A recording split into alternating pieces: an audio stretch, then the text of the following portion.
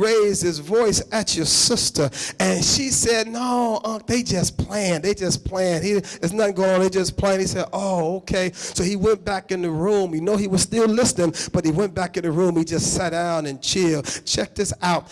Even though that young lady went and told dude, said, man, my uncle was on his way up in here. You better keep your voice down. He was like, okay, cool. See, he couldn't give God the appropriate praise because he didn't really understand what type of trouble he was about to be in. He didn't understand what God had just delivered him from. He didn't understand the pain that God had just delivered him. Oh my God. See, some of us, we can't really give God the appropriate amount of praise because we can't appreciate the detours.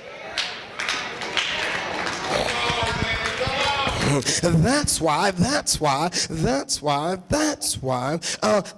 God allows us sometimes to be detoured, but then he says, no, this is something you got to be delivered from. You've got to be delivered from. There's more glory in deliverance. His power is revealed with more clarity when he delivers us from something that we had no idea how we were going to be able to get out of. I like taking road trips. Y'all know I like to drive. I like taking road trips with the family.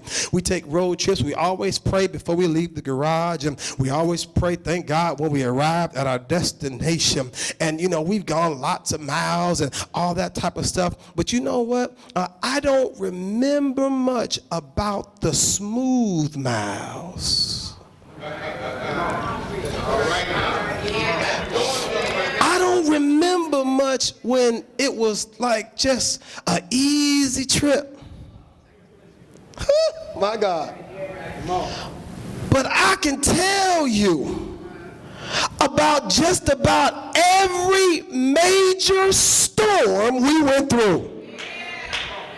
I can tell you about the time we were on our way to New York. And whenever you go to New York, you got to go through the mountains. So when I was going through the mountains, every time you go through the mountains, you're going to come through some type of storm. But this particular type of storm was one of the worst storms I had ever experienced in my life. We were driving through the mountains, and I had the steering wheel tightly. I was trying to keep a nice face for the family and let them know, yeah, everything's all right. Y'all just relax. But I was praying, Lord, get me through this. Lord, make sure I'm seeing trucks on the side of the road and cars on the side of the road, 4x4 wheelers on the side of the road. Here I am driving a minivan. Now, how in the world can a minivan stay on the road when four-wheel drives are rolling off and trucks are rolling off and cars are rolling off and all type of stuff? And I'm just driving. I'm taking my time, but I'm driving. I'm holding the steering wheel tight, but I'm driving. I'm gritting my teeth, but I'm driving. I'm praying, but I'm driving. I'm saying, God, you know I got these babies in here and I got my wife in here. God, you gotta get me through. And then somebody says, well, why don't you pull over? And somebody will automatically say, no, daddy told him that you can never pull over in the storm because you will never get out of the storm because you'll be sitting in the storm. Daddy told him that you gotta slow down but keep driving through the storm. I almost want to shout every time one of the kids say that because they know that I preach right in the middle of a storm. So then when we get on the other side, when we get on the other side of the storm, when I start seeing a little daylight, here it is, don't miss this. When I may be going through the storm, but when I see cars coming the other way with no snow on them, when I see trucks coming the other way with no snow on them, that tells me that I'm almost at the end of my storm. So now I'm saying, Lord, thank you for getting me through.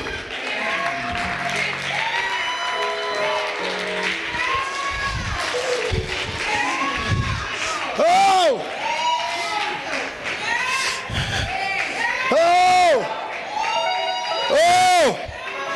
I'm sure there were some better drivers who had ended up spun out on the side.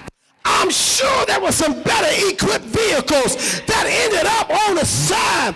But the only thing I could say when I get to the other side of the storm, 2 words, but God. 2 words. But God, I came by to say sometimes God does not allow you to detour. He has you going through so that you can be delivered, because it don't make no practical sense. It doesn't make any rational sense. I can't understand why it happened. I can't understand how it happened. So how did you get through? But God. How did you make a way? But God. I wouldn't have been out. But God. How are you standing right now? But God. Have you not lost your mind? But God. How you still holding it together? But God. Can I just poll the room real quickly? Is there anybody in this place today?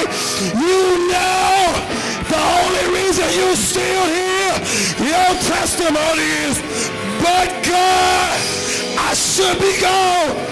But God, I should have lost my mind.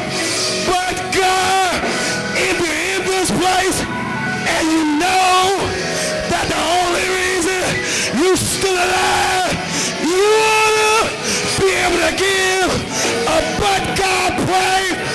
Give God a but God praise. Give God. But God, I would be gone. But God, I'd be dead. But God, it will be a wrap. But God, thank you. But God, glory. But God, I will be strung out. But God, I'll be put out. But God, I'll be locked up.